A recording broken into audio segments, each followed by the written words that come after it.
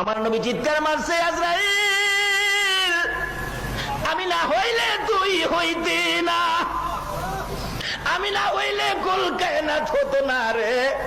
আমার বুকের উপর হাত দিছো, আমি এত কষ্ট পাইতেছি রে আজরাইল, না জানি আমার গুনাহগার উম্মতের কত কষ্ট দেস রে আজরাইল। আমি রাসূল তোরে এই মুহূর্তে বলে দিলাম, আজ থেকে কিয়ামত পর্যন্ত আমার গুনাহগার এতিম উম্মতের জান খানদান করবি রে। আমার উম্মতের সকল ব্যথাগুলো আমি নবীর বুকের উপর চাপাইয়া দে।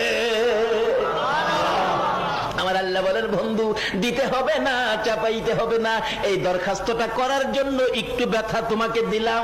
এবার আজরাইল বলেন, ইয়া রাসূলুল্লাহ আমি কথা দিলাম, আপনার উম্মত যারা হবে, আপনার আশেক যারা হবে, আপনার পাগল যারা হবে, আপনার কথা যারা মানবে, আপনার তরিকায় যারা চলবে, ওই আপনার উম্মতের জন্য